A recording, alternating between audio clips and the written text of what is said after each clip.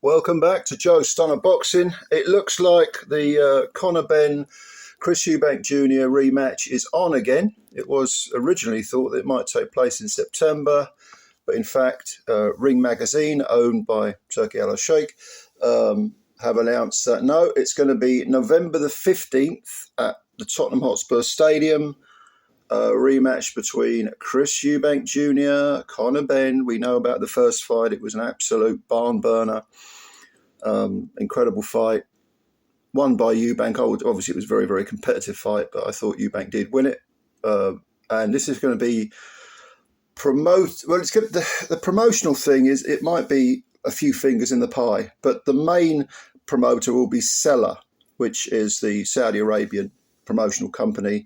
They're the ones that have jumped into bed with TKO, Dana White, that league thing and all that jazz. Yeah, it looks like it's on. And,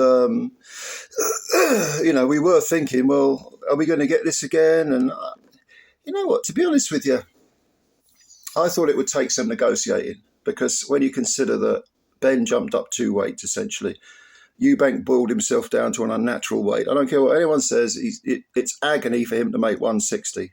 The gaunt look about him on the day of the fight, and of course he missed the weight by, was it half an ounce or something ridiculous? So 5 ounces? Something. Anyway, whatever it was, he missed it. And yet he looked like a Holocaust survivor. Sunken eyes and all the rest of it. And he was actually in that fight, it showed, because he was shaken a couple of times by Ben, especially early on. And Ben is not a big puncher, not a big one-punch hitter. But whereas Ben came in, he was obviously visually and literally, you could see he was much the smaller man. But he looked healthy, he looked vigorous. I'm ready for this, I'm going to do it. So he was shaking Eubank. Eubank said he was going to wipe the floor with Ben. He didn't. I think Ben showed a lot, actually. I know there was the whole PED saga for 2 years, but I think the fact that he went in there, they both tested clean, of course, on this occasion. And I have to give Ben his props. I thought Ben fought very, very courageously, handled the occasion very well. Eubank has been into the cauldron before. I always remember him going over to Turkey and defeating, what was his name? The guy who fought Canelo and quit after 3 rounds. Can't remember his name. But yeah, he was undefeated at the time. So was Eubank. I think Eubank might have been, or he might have lost to Billy Joe Saunders by that point. But he went into this cauldron, this Turkish cauldron against their home fighter and blitzed him. So he was used to the big event. He was used to people hating on him. And there were plenty in the Tottenham Hotspur Stadium crowd who were hating on him during the first fight. But I think both men, they were really really on it that night.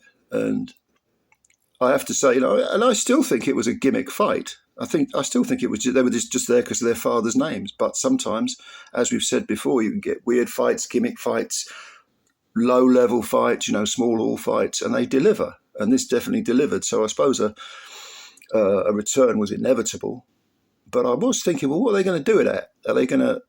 Is Eubank going to come in at 164 or something like that? If so, that's not really fair on Ben, because he's still, at best, he's a junior middleweight. Probably make welterweight at a disciplined push.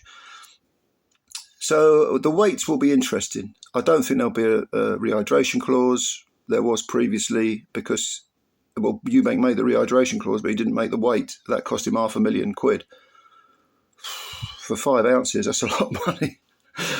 And then he got done, £100,000 for the egg slap. And then I think he had an out-of-court settlement with Warren after he called him a scumbag. So even though Eubank got £10 million, once the taxman's had his sizable slice, and Eubank has paid off all the people that he needs to, he probably needed that rematch. Probably thought, the hell with this.